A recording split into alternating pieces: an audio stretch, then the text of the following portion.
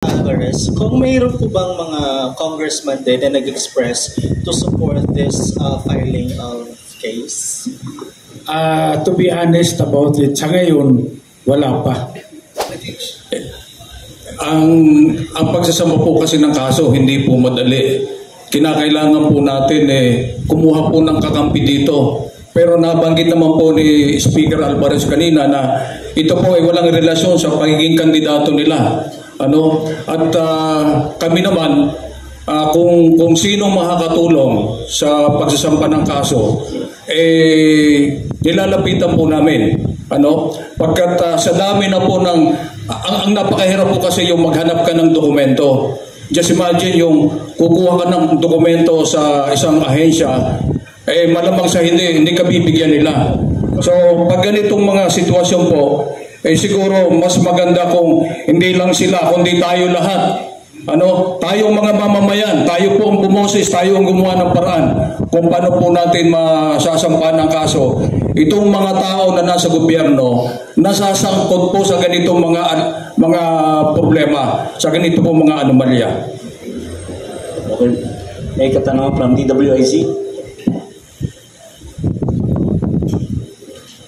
Sa mga agalang-galang nating nasa harapan sa pamumuno ni Congressman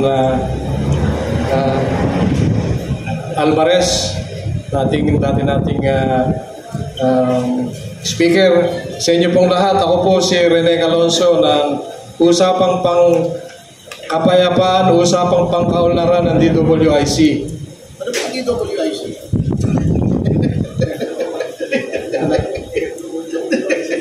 Yes sir. At meron lamang po akong gustong linawin at mabigyan nyo ng kaliwanagan para po sa kaalaman ng lahat. Ano po ba ang pagkakaiba nito sa isinusulong na complaint nila Congressman Ungab? Para po magkaintindihan tayong lahat. Salamat po sir. Yung complaint po na sinusulong nila Congressman Ungab, petition po yan sa Supreme Court to declare the 2025 General Appropriations Act unconstitutional. Ito po yung sinusulong namin dito ay yung criminal case laban po kay Martin Romualdez, Manix Dalipe, Saldico. Yun po. Any question? Follow-up? Hello. Bante, Roma Bante. Any questions? Boss, maaari ko bang linawin ng konti para talagang nakikita ng taong bayan yung difference? Yung sinasabi po ni Speaker Alvarez, dalawa po yan, no? Yung constitutionality, yung kaila kong Ungab, sina-challenge nila yung mismong GAA na may mga na-violate sa Constitution. No? Hindi siya naaayon sa sinasabi ng konstitusyon, halimbawa sa edukasyon na dapat highest budgetary priority, etc. Ito pong ipafile natin ay dun sa mga gumawa. Criminal punto na action dahil nag-falsify sila ng dokumento, pinolsify nila yung BICAM report. Kaya po hiwalay siya na issue. Kailangan malinaw po yun sa taong bayan. One more question from me. Para kay Kong Alvarez, kung mayroon po bang mga congressman din na nag-express to support this filing of case? To be honest about it, sa ngayon, wala pa. Kasi dahil malaki rin yung mawawala. Wala ng AKAP. So, walang gustong sumama talaga. Parang Lone Ranger to. Tony Bernie, may ano ka ba? Sabihin ka? Dadagdagan ko lang, maaring mag-isa siya, pero as history has taught us time and again, one man can make a difference. May babog tayong mga katanungan, mga kaibigan, kapatid. Ano ba? Ha? Oh. Sa palagay niyo po mga sir, paano po kayo matutulungan ng sambayan ng Pilipino sa labang ito dahil ito ay para sa lahat, hindi para sa kukunting grupo lamang? Well, una-una, i-clarify ko rin lang dahil si Ferdy at ako, pareho kaming abogado ng Citizens Crime Watch noon pa nung nandiyan pa si Dante, buhay pa si Dante Jimenez. Ito sana si Ferdy yung kandidatong senador ng PDP. At sa totoo lang, dahil sa Davao, andun doon si Speaker Alvarez na siyang pinuno ng reforma. Ninominate ko siya na kandidatong senador for PDP. Pinasumpa ko sa PDP. Pero nabaliktad, sabi niya sa akin, partner, hindi ko maiwanan yung legal profession ko at saka Citizens Crime Watch. Ikaw na lang yung isusubo ko dyan. So nasubo ako dito sa Senado. Tapos tinawagan ako kagabi, tulungan mo naman kami ritong maipaliwanag itong isasampang kaso ng Citizens Crime Watch against yung mga leaders of Congress sa falsification na ginawa nila. So, ito nandito ako ngayon.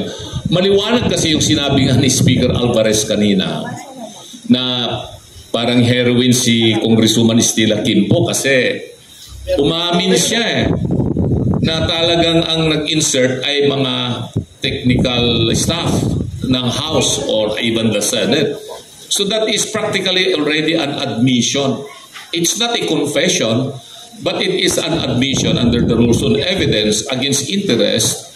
Kasi, yes, because there is a question of fact. It's a fact already. No? It's not just a question of law. Pag confession kasi, question of law na wala nang lilitisin. But she has admitted that indeed, may mga blanco dito sa sinasabing BICAM report. So yun ay maliwanag na malaking basihan ito para umusad itong kaso na sinabi nga ni Atty. Boto, falsification of legislative documents. At yan ay nandoon sa ating revised penal code yan. There may be other cases later on that would still come up. Depende na po yan sa makakalap na mga ebidensya kasi katulad sinabi ni Speaker Bebot, ay wala pang binibigyan na kopya ng enrolled bill na GAA. At sa akin naman palagay ay importante rin na maimbestiga itong mga technical staff ng Kongreso at saka Senado kung totoo nga ba yung sinasabi ni Congresswoman Quimpo na sila yung ministerial function na raw nila na isingit kung ano man yung mga dapat na i-fill in the blanks. Upon the instruction by whom? Yan ang ating tatanungin. Sino nagbigay ng instruction? Siyempre alam na rin natin kung sino nagbigay. Nasabi na ni Speaker Bebot. And these are the personalities that will be included in the complaint that will be filed together with the non-identifiable personalities na pinapangalanan ngayon na John Doe and Jane Doe. So marami pang mga pangalan dito na masasama later on. Thank you.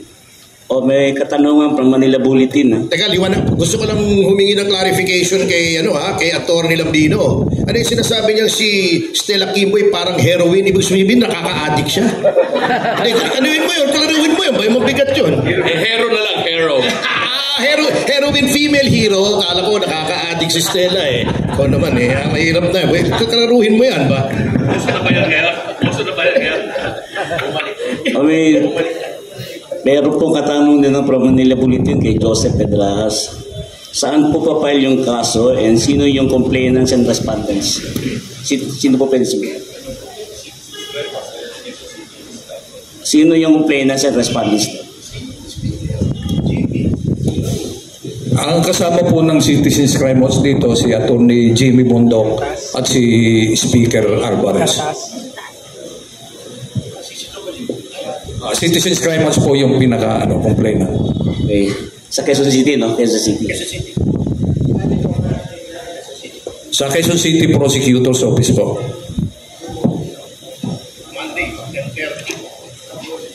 Bukas po yan, Monday 10:30 ng umaga. Sir, sa ipagpaumanin niyo po at para pong hindi nasagot yung katanungan ko kung paano makakatulong ang mga mamamayan natin sa ating ipinaglalaban at paano kami makakatulong kung sakali. Kami ba ay maghihintay na lamang ng resulta ng legal matter na ito or ano po ang inyong masasabi?